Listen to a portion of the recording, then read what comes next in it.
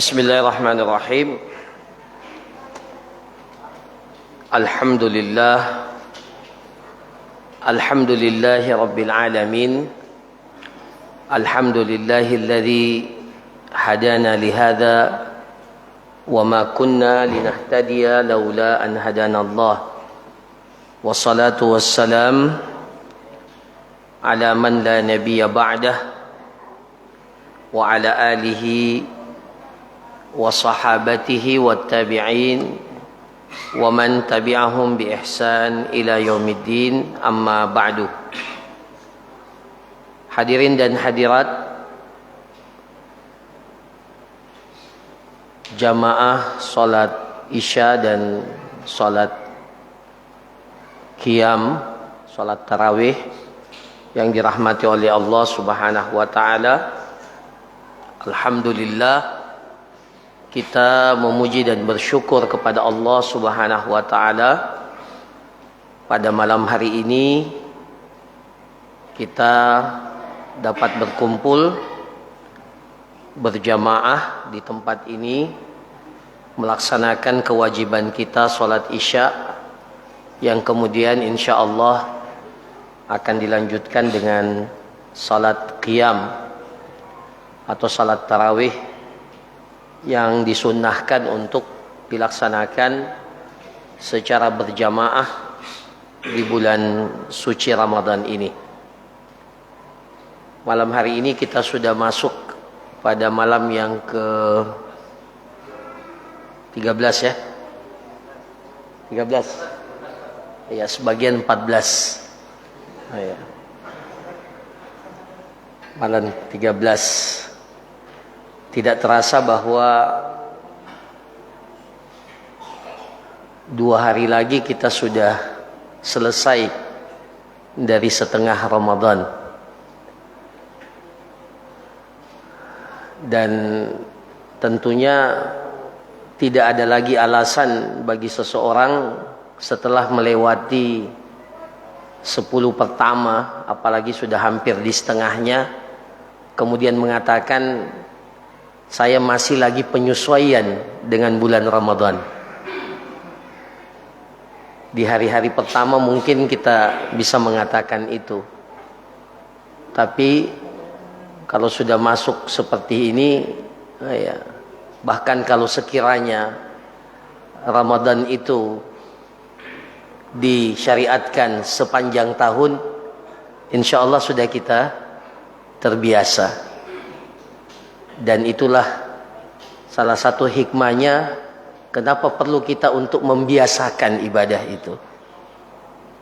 Karena kalau dia sudah biasa, ya, maka akan mudah kita melakukannya. Ya. Maka mudah-mudahan, ya, kita termasuk di antara hamba-hamba Allah Subhanahu wa taala yang senantiasa membiasakan diri untuk melaksanakan ketaatan-ketaatan kepada Allah Subhanahu wa taala. Termasuk qiyam. Ya, termasuk qiyam. Hatta sampai 1 juz pun setiap malam. Karena kalau kita sudah biasa, maka akan terasa mudah. Masalahnya kita tidak membiasakan diri untuk melakukan ibadah-ibadah yang relatif sedikit lebih berat dari biasanya. Tapi alhamdulillah kalau kita biasakan, akhirnya menjadi terasa mudah. Apalagi dilakukan secara bersama-sama. Ya, ibadah itu terkadang sulit kalau dilakukan sendiri-sendiri.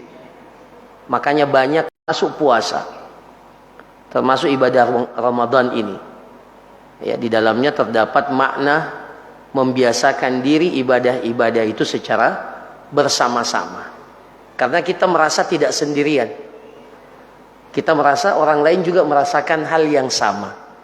Ya, dan kalau kita sudah merasa seperti itu, maka ada kekuatan yang muncul dalam diri kita untuk kita mengatakan, kan orang lain sama juga dengan saya. Kalau mereka bisa, kenapa saya tidak bisa? Maka itulah salah satu hikmahnya kenapa dalam Islam sampai ibadah yang paling berat pun itu dilakukan secara bersama-sama, jihad fisabilillah. Itu berat, mempertaruhkan nyawa. Tapi kenapa bisa? Karena dilakukan secara bersama-sama. Kalau dia berani, kenapa saya jadi penakut? Apalagi hanya melaksanakan ibadah puasa di bulan suci Ramadan yang waktunya terbatas, ya, dan diberikan keringanan-keringanan di dalam syariat agama kita. Nah, ini sekedar mukaddimah. Para jamaah sekalian yang dirahmati oleh Allah, pada malam hari ini kita kembali akan mentadabburi surah Al-Qasas. Kalau tidak salah tadi malam Ustadz Rahmat, ya, kalau tidak salah ya Ustadz Rahmat, itu telah menjelaskan ayat yang ke-15. Maka pada malam hari ini kita akan menjelaskan atau mentadabburi ayat ke-16 dan ayat ke-17. Ya. Ayat ke-16 dan 17 ini Allah Subhanahu wa taala berfirman, A'udzu billahi minasyaitonir rajim. Qala rabbi inni zalamtu nafsi faghfirli faghfara lah. Innahu huwal ghafurur rahim. Qala rabbi bima an'amta alayya falan akuna dhahiran lil mujrimin. Dua ayat ini merupakan doa dari Nabiullah Musa alaihissalam setelah beliau melakukan sebuah kesalahan besar. Kesalahan besar dalam ayat yang sebelumnya, ya, ayat yang ke-15, ya, yang sudah dijelaskan, di mana Musa alaihissalam itu dalam ayat itu dikatakan dalam ayat 15, ketika seseorang dari Bani Israel meminta pertolongan kepada Nabi Musa untuk melawan seorang Kipti, ya, seorang Kipti, ya, yang merupakan pengikut Fir'aun. Maka Nabi Musa ketika melihat kaumnya itu dianiaya, maka timbul asabiyahnya, ya, timbul asabiyah. Apa itu asabiyah? Fanatik golongannya, sama-sama orang Makassar, sama-sama orang Bugis. Ada orang Makassar dilecehkan, kita tersinggung, emosi. Nah, seperti itu yang muncul. Maka terjadilah yang terjadi. Dalam ayat yang ke-15 itu, fawakazahu Musa faqadha alaihi. Maka Nabi Musa alaihissalam meninju, memukul orang itu sampai orang itu tewas. Nah, ya. Baru-baru ini ada yang dikeroyok juga, ya. Nah, ya. Untung tidak meninggal. Tapi saya penasaran sama celananya itu. Oh, ya. Mudah-mudahan kembali dalam keadaan selamat. Oh, ya. Ini karena ingat tinju ini, jadi ingat kejadian beberapa hari yang lalu. Oh, ya. Akhirnya menjadi lebih viral dari demonya. Oh, ya. Tapi wallahu alam, ya, secara prinsip kan sebenarnya tidak boleh menganiaya orang, ya, tidak boleh. Hal-hal yang terkait dengan penegakan hukum itu dalam Islam itu harus dilakukan oleh aparat yang diberikan wewenang. Karena kalau setiap anggota masyarakat mau menegakkan hukuman, kacau kehidupan kita. Ya, nah, itulah alasannya.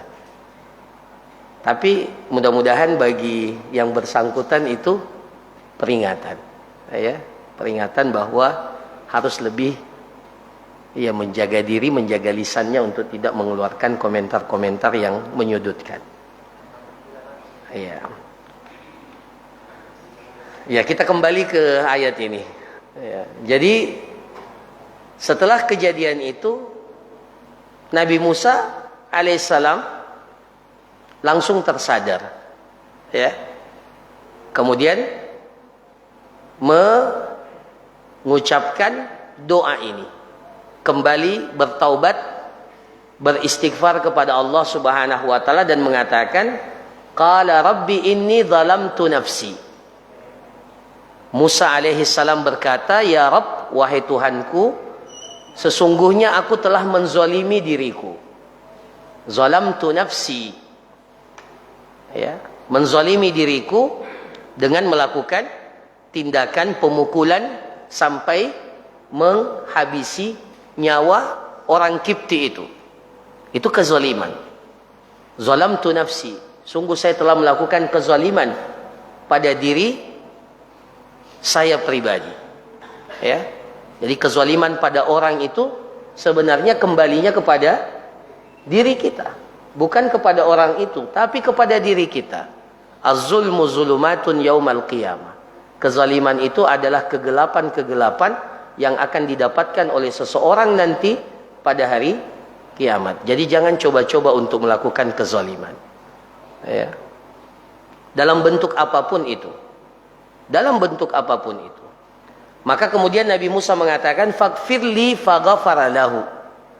Maka ampunilah aku ya Allah, dan faghfara lahu, dan Allah mengampuninya. Jadi sudah ada jaminan, penegasan dari Allah bahwa Allah mengampuni Nabiullah Musa alaihissalam. Innahu huwal ghafurur rahim. Sesungguhnya Allah Subhanahu wa taala Maha Pengampun lagi Maha Penyayang. Qala rabbi bima an'amta alayya. Kemudian Nabi Musa kemudian lagi mengatakan, Rabbi, wahai Tuhanku, bima an'amta alayya, dengan sebab engkau telah memberikan kepadaku banyak kenikmatan. Falan akuna, maka aku berkomitmen setelah ini.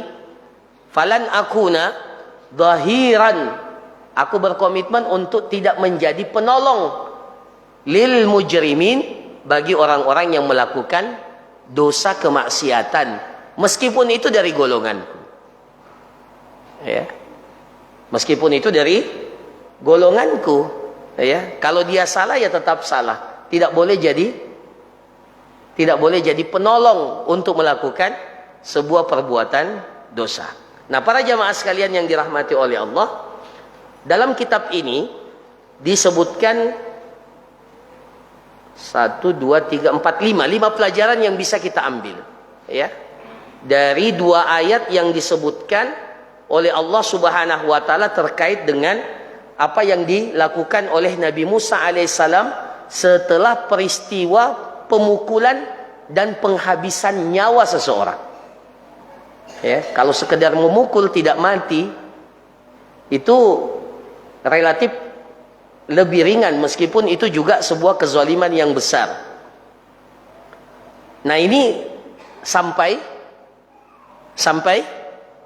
faqadha alaihi, Musa menghabisi orang itu. Ya. Maka setelah itu, ya, Nabi Musa alaihissalam bermohon kepada Allah. Maka pelajaran yang pertama di sini dikatakan, sur'atul aubah min sifatis salihin. Segera untuk bertaubat, mengakui kesalahan, kembali kepada Allah, itu diantara sifat orang-orang saleh.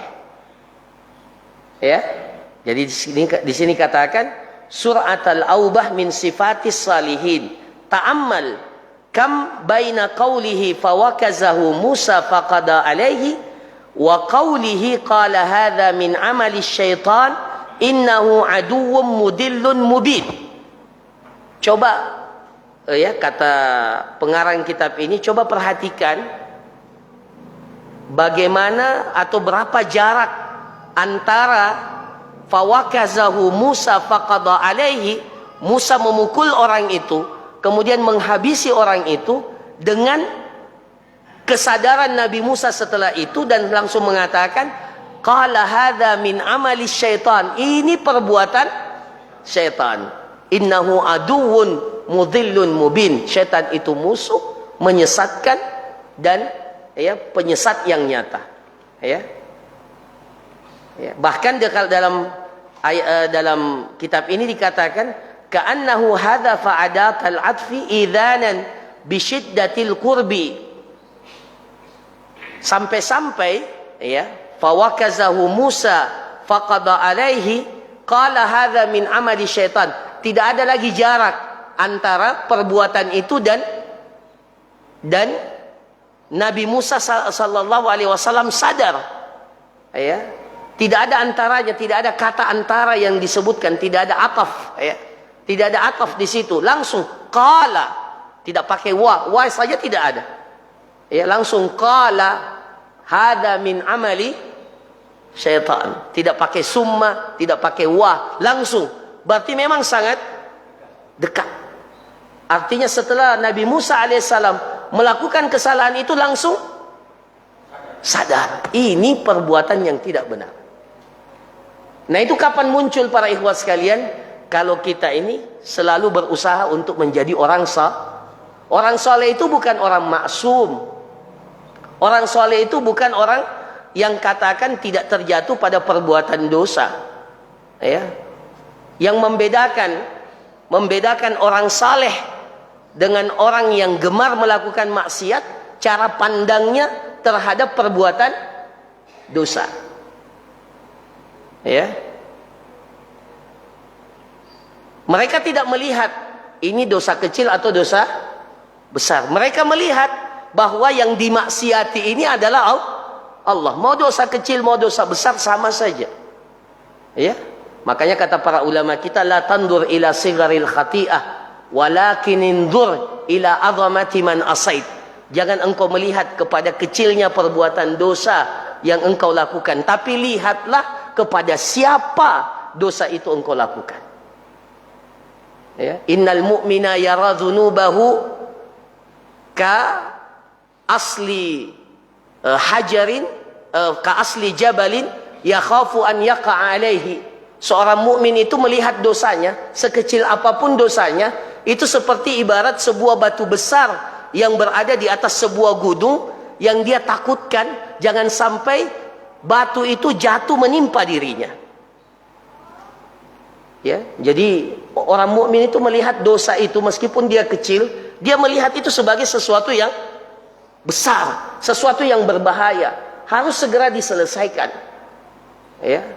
Wa innal fajira, beda dengan orang pelaku maksiat, pelaku dosa yang sudah gemar melakukan dosa atau bahkan sudah istilahnya sudah kecanduan dengan perbuatan dosa. Wa innal fajira yara zunubahu kadzubabin yaqau ala anfihi yaf'alu bihi hakadha. Orang yang sudah gemar melakukan perbuatan dosa, dia melihat dosanya itu seperti seekor lalat yang hinggap di atas hidungnya, dengan entengnya dia usir lalat itu dengan seperti ini. Itu bedanya. Jadi orang mukmin itu melihat dosanya itu sebuah perkara besar. Maka karena dia melihat itu sesuatu yang besar, maka segera dia bertobat. Ya. Segera dia bertobat. Dan inilah yang ditunjukkan oleh orang-orang soleh sejak dahulu sampai dengan generasi yang terbaik daripada umat Nabi Muhammad sallallahu alaihi wasallam, para sahabat-sahabat Rasulullah sallallahu alaihi wasallam. Bahkan di antara para sahabat Rasulullah ada yang siap untuk dihukum rajam karena terjatuh pada perbuatan zina. Sampai datang kepada Rasulullah. Ma'iz itu datang kepada Rasulullah. Ya Rasulullah, tegakkan kepadaku apa yang menjadi ketetapan Allah atas dosa ini. Ya. Imra'atul Ghamidiyah, wanita yang berzina itu juga datang kepada Rasulullah. Ya Rasulullah, sambil dia bawa bahkan ya sebelum itu dia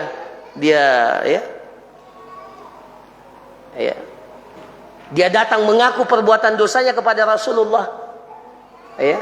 Padahal Rasulullah sebenarnya sudah tidak mau dengar, tapi karena dia yang memaksa, akhirnya Rasulullah, ya apa yang engkau lakukan? Saya berzina ya Rasulullah, tegakkan hukum Allah kepada aku. Kata Rasulullah, karena engkau hamil, engkau hubla, maka pulanglah dulu sampai selesai engkau melahirkan.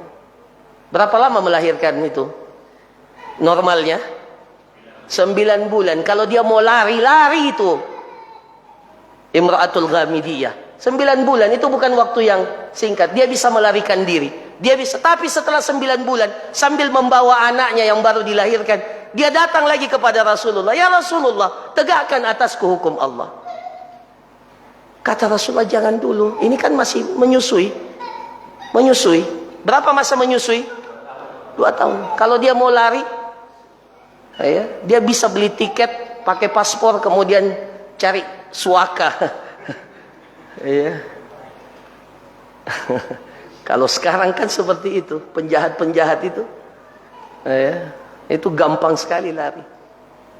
Kenapa bisa seperti itu para ikhwah sekalian? Orang melakukan dosa sadar dengan dosanya bahwa dosanya ini harus ditebus. Keimanan, kesalihan, tidak ada yang lain. Keyakinan mereka bahwa dosa ini harus ditebus dengan ampunan dan pengharapan terhadap rahmat dan ampunan Allah Subhanahu wa taala.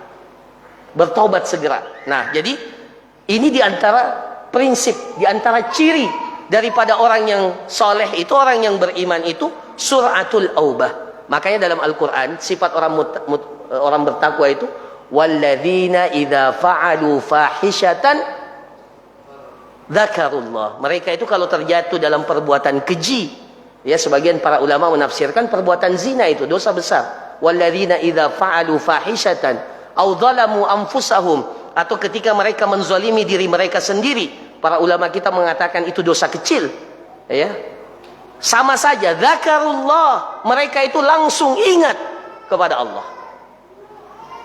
Ya, ingat kisah tiga orang yang tertutup apa itu? Batu, ya. Itu kan salah satu di antaranya apa? Sudah berada pada posisi yang sangat memungkinkan untuk dia menikmati wanita itu. Kan seperti itu. Kondisinya sudah terdesak wanita itu, kepepet, tidak ada lagi yang bisa bantu. Dia kasih bantuan, tapi dengan syarat serahkan dirimu kepada saya. Tapi tiba-tiba pada saat dia ingin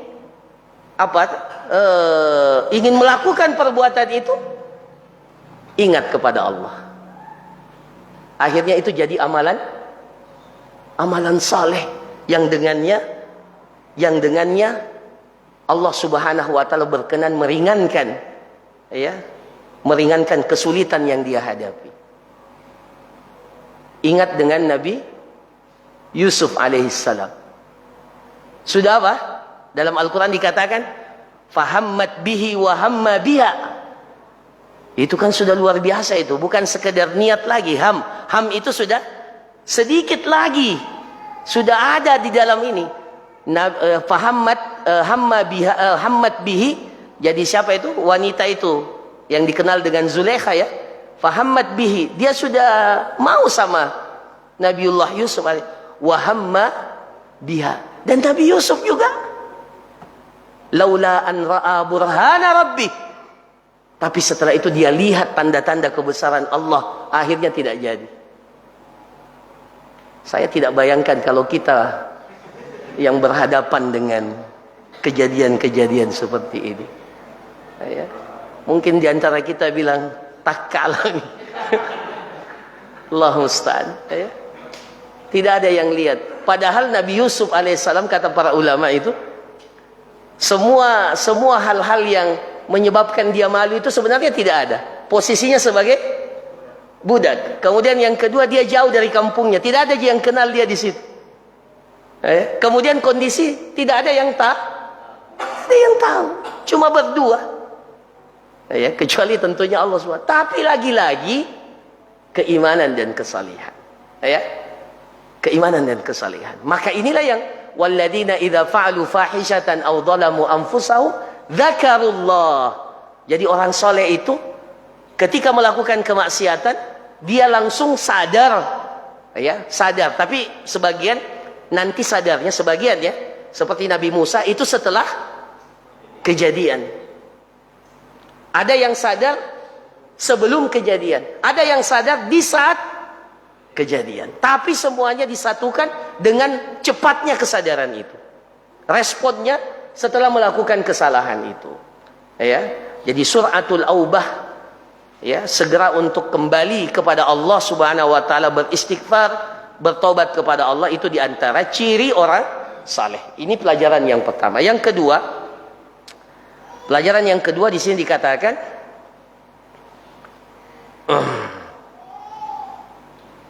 la yajuzu li ahadin an yakuna dhahiran lidh-dhalimina walil mujrimina hissan wa ma'nan bil qawli awil fi'li awis sukut. Tidak boleh seseorang itu menjadi penolong, menjadi sekutu. Menjadi penolong, menjadi sekutu bagi orang-orang zalim, bagi orang-orang pelaku dosa, baik secara langsung atau secara tidak langsung, baik secara his, ya, yang nampak ataupun yang tidak nampak, bantuan yang nampak atau bantuan yang tidak nampak. Bil qauli, baik bantuannya berupa ucapan, dukungan, ya, awil fi'li, atau bantuannya berupa perbuatan, aus sukut, atau diam atas perbuatan dosa itu. Diamnya juga itu kan, kalau kita tidak, ya, kalau kita tidak menampakkan penyikapan yang jelas, diamnya seseorang atas kemungkaran perbuatan dosa itu adalah, itu setidak-tidaknya bahwa kita mentolerir kemaksiatan itu. Ya, jadi jangan disalahpahami ya hadis Rasulullah SAW ini, yang kadang orang kan tingkatan amar ma'ruf nahi mungkar itu 3. Man ra'a minkum mungkaran falyughayyirhu. Itu yang paling pertama. Harus dirubah dengan tangan. Maksudnya kalau kita punya power, rubah itu dengan power kita, dengan tangan kita, ya. Kemudian kalau tidak mampu, fa illam yastati', dengan fabilisani. Yang ketiga, fa illam yastati', kalau dia tidak mampu, fabi qalbihi. Sebagian orang mengatakan, yang penting saya sudah ingkari dengan hati. Tapi dia diam-diam saja. Ya, dia ikut nonton, dia ikut apa? Ya, tidak seperti itu. Kata para ulama, harus menampakkan ketidaksukaan. Ya, meskipun kita mengingkari dalam hati, harus nampak dalam bentuk bahwa kita tidak menyukai perbuatan itu. Jangan bergabung, jangan nampakkan dukungan dan seterusnya dan seterusnya. Itu maksudnya. Maka ayat ini menjelaskan kepada kita bahwa sama sekali seseorang itu berhadapan dengan pelaku kezaliman, berhadapan dengan pelaku kemaksiatan, apalagi sudah sampai pada tingkatan terang-terangan melakukan kezaliman, terang-terangan melakukan perbuatan dosa, tidak boleh jadi penyokong, tidak boleh menjadi pendukung dengan segala apapun bentuk dukungan itu. Ya. Fa Musa tabarra'a min dzalika kullah. Tabarra'a min dzalika kulli. Coba lihat, Nabi Musa berlepas diri. Qala rabbi bima an'amta alayya falan. Apa itu lan? Bukan sekedar la, ya. Lan itu tidak sekali-kali. Dalam bahasa Arab, lan itu lebih apa? Lebih tegas lagi. Bukan sekedar la, tidak, tapi lan. Ya, lan akuna, tidak sekali-kali aku akan menjadi penopang, penyokong, pendukung orang-orang yang melakukan kemaksiatan, perbuatan dosa. Fa Musa tabarra'a min dzalika kullihi bidalalatin nakirah al-manfiyah. Bidalalatin nakirah al-manfiyah. Falan akuna zahira. Ya, itu tegas bahwa sama sekali tidak ada celah sedikit pun, ya, baik kecil ataupun sedikit, baik perbuatan, perkataan, ya, sama sekali tidak ada celah untuk menjadi penyokong atas sebuah kemaksiatan. Wasyaqu yubayyinu anna dzalika min wajibi syukrin ni'mah. Dan ya, dan ayat itu menunjukkan salah satu bentuk kesyukuran nikmat kita, nikmat yang diberikan oleh Allah kepada kita adalah salah satu di antaranya, jangan kita menyokong, membantu orang-orang yang melakukan perbuatan dosa. Dan itu bentuk kesyukuran nikmat kepada Allah. Tidak mungkin ya, Allah berikan kita nikmat, kemudian atas nikmat itu kita bantu orang untuk melakukan perbuatan dosa. Itu tidak pantas. Nah, kemudian yang ketiga di dalam kitab ini dikatakan, sampai jam berapa biasanya? Oh, sampai jam 9. Nah, ya. Yang ketiga, pelajaran yang ketiga, ja'ala jumhurus salaf hadhil ayah hujjatan ala man'i muawanati ahlil jawri fi syai'in min a'malihim. Jumhur ulama salaf itu menjadikan ayat ini sebagai dalil, sebagai hujjah, sebagai dalil terhadap larangan memberikan bantuan kepada orang yang melakukan perbuatan dosa, ya, memberikan bantuan kepada orang yang melakukan perbuatan dosa, apapun bentuk bantuan itu. Ya, jadi ini disepakati, tidak boleh. Dan ini kan jelas dalam Al-Quran. Wa ta'awanu 'alal birri wat taqwa wa la ta'awanu 'alal ismi wal udwan. Tidak boleh sama sekali kita saling bantu-membantu, saling kuat menguatkan pada perbuatan dosa dan permusuhan. Sama sekali tidak boleh. Ya.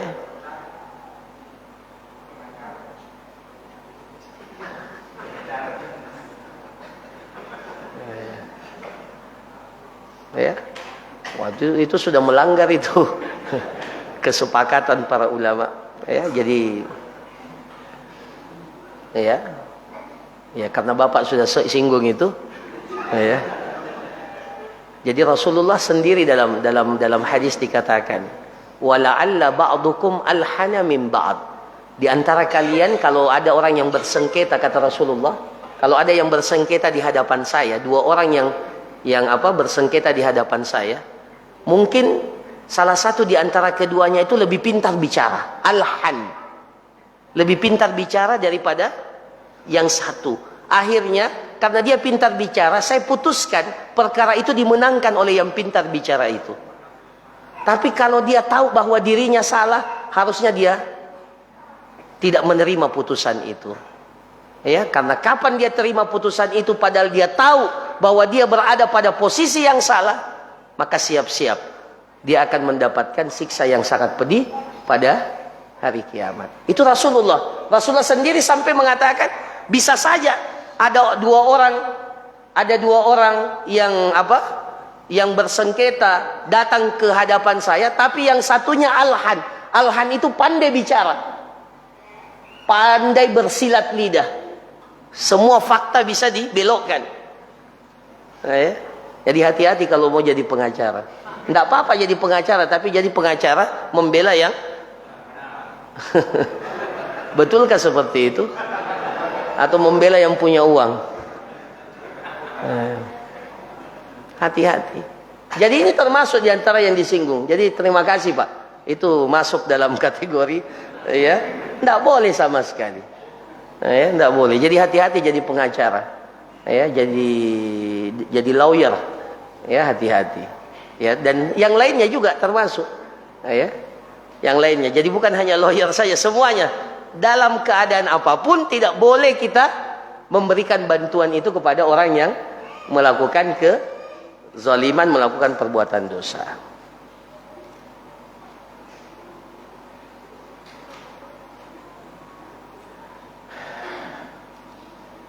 Ya. Kemudian yang keempat, ini masih terkait ya dengan yang tadi, min madhahiri adz-zalimin, ya, ad-difa' anhum wal bahsu lahum amma yusawwighu af'alahum duna mustanadin syar'iyyin sahih qad ra'ahu adz-zalimun aw iltafatu ilaihi. Di antara fenomena orang zalim itu, ya, itu adalah ad-difa' anhum. Ya, membela orang zalim itu. Jadi sama, ya, membela orang zalim itu. Wal bahsu lahum amma yusawwighu af'alahum, dan mencari pembenaran atas perbuatan kezaliman yang dia lakukan. Itu kan kerjanya siapa itu? Ya.